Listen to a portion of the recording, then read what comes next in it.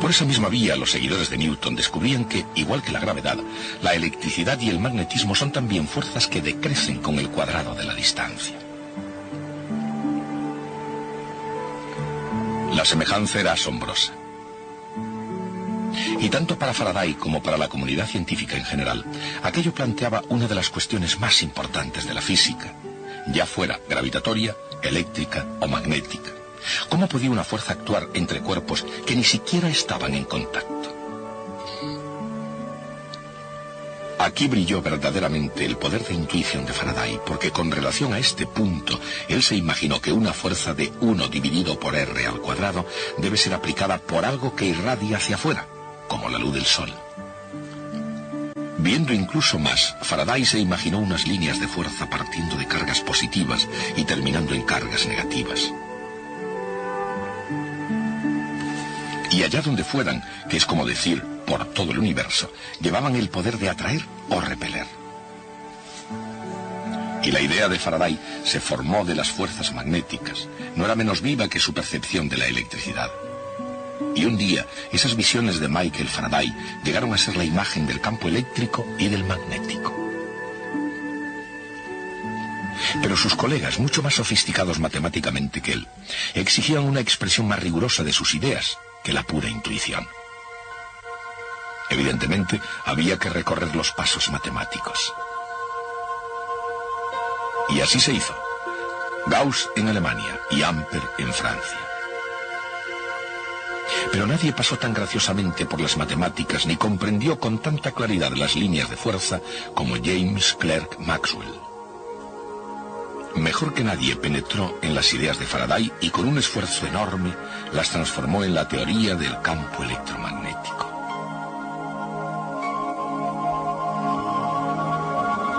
Las 4 leyes de los campos eléctrico y magnético son tan válidas hoy como el día en que las escribió James Clerk Maxwell. Los negocios tienden a cambiar. Y dieron un cambio con la llegada de la máquina de vapor. Exactamente al mismo tiempo en la historia, el carbón se incorporaba a la ecuación de las fuentes de energía y de la potencia industrial.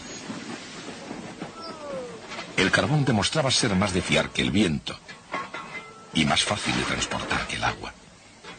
Pero un elemento diferente iba a introducirse enseguida en la escena del poder industrial, la electricidad, y nadie sabía más de eso que Michael Faraday. Había inventado un aparato que daba vueltas debido al campo magnético creado por una corriente eléctrica. Ese fue el primer motor eléctrico del mundo. Pero Faraday fue mucho más lejos. Si una corriente eléctrica crea magnetismo, pensó, ¿podría un campo magnético crear electricidad? A modo de respuesta, Faraday descubrió la inducción electromagnética.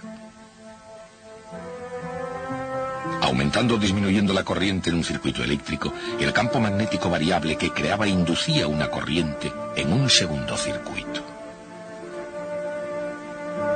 Y esa idea sugeriría a un hombre posibilidades sin límite. Su nombre era Nikola Tesla.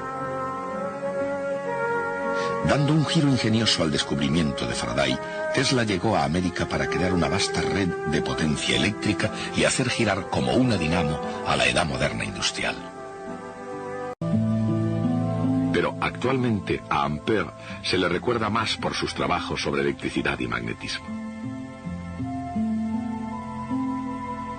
Y dichos trabajos comenzaron por el hecho de que la corriente eléctrica que circula a través de un hilo metálico rectilíneo y largo produce un campo magnético que gira alrededor del alambre. Pero, ¿cómo varía la intensidad del campo con la distancia al alambre? Si pudiera existir un pequeño segmento de corriente eléctrica, produciría un campo magnético proporcional a la inversa del cuadrado de la distancia. La dirección del campo está relacionada con la dirección de la corriente por la regla de la mano derecha o regla del producto vectorial.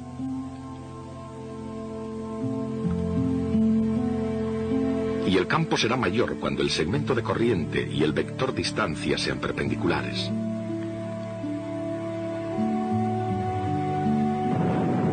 corrientes eléctricas nunca pueden existir en pequeños segmentos. Así que hay que buscar un campo magnético real sumando o integrando las contribuciones debidas a cada segmento de la corriente que circule. El campo debido a una corriente que circula por un hilo rectilíneo suficientemente largo es siempre perpendicular al hilo y disminuye inversamente con la primera potencia de la distancia al hilo. El resultado neto es un campo que se mueve en circunferencias. Las líneas de fuerza son circunferencias concéntricas con el hilo y el campo es constante a lo largo de cada circunferencia. Por otra parte, si el alambre se curva formando un lazo, la corriente que circula por él produce lo que se conoce como campo de un dipolo.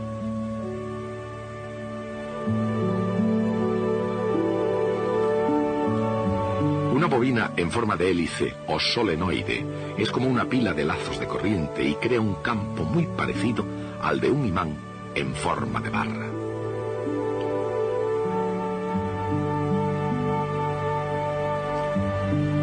Si el solenoide se curva de modo que su eje forme una circunferencia, la especie de rosquilla que se forma recibe el nombre de toroide.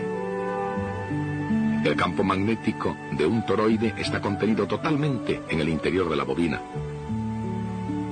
No hay en absoluto líneas de campo en el exterior.